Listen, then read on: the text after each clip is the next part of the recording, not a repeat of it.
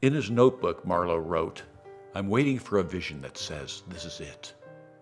I'm looking for a picture that says, this is how. I'm searching for a poem that frees my soul. I'm looking at what went before to see what is ahead.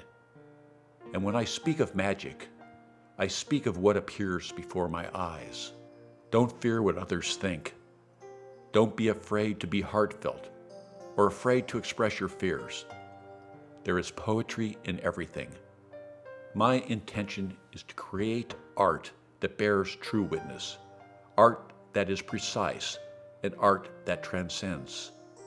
The artist's struggle is to find a form and a visual vocabulary that allows for the greatest range of expression. This is an experiment, a game of chance, with unforeseen results arising from unexpected juxtapositions.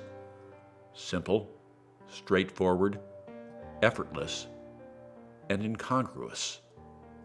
A struggle of faith triumphing over doubt. And it is important that doubt be acknowledged as based on sound reasoning.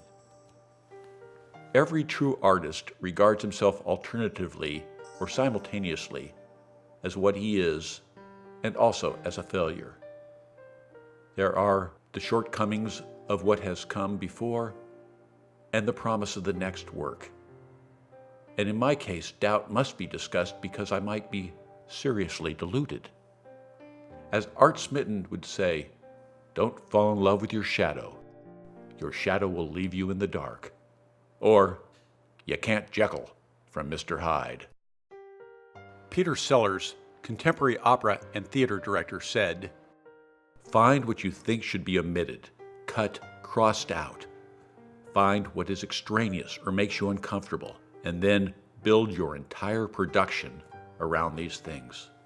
To this, Art Smitten added, "The secret is to keep a straight face." Great, thought Marlowe. Straight face and upside down. What could go wrong? Marlowe wanted to go beyond what had been before through direct revelation, to start at one point and move to another.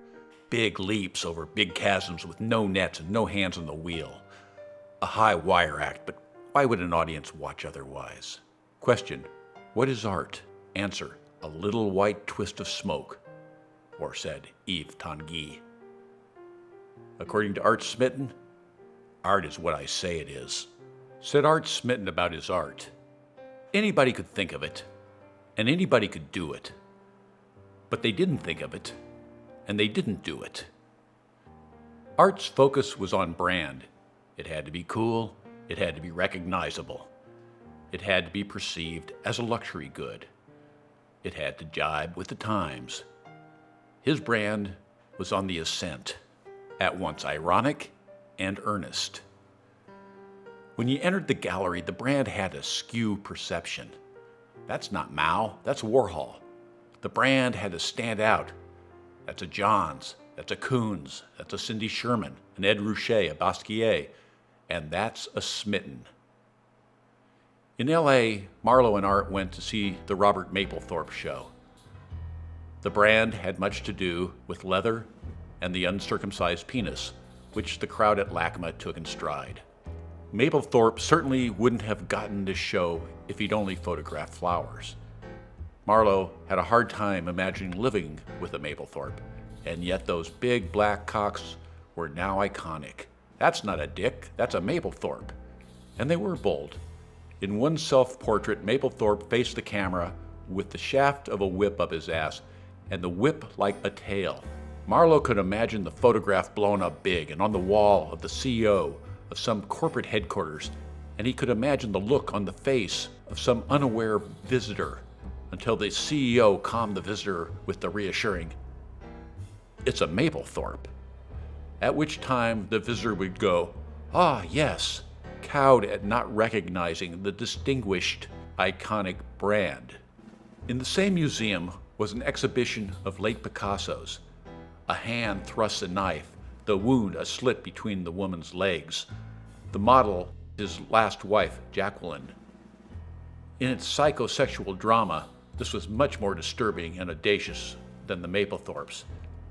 And it was interesting how dirty Picasso allowed himself to paint. There were drips and splotches of paint that the master did nothing to clean up or prettify. Down the hall, Art and Marlowe paid homage to Magritte's The Treachery of Images. Ceci n'est pas une pipe. And they entered a room with more contemporary work and found themselves face to face with two early smittens. The first was red lettering on a black background, "Godot is not coming." The second showed simple white block lettering against electric blue.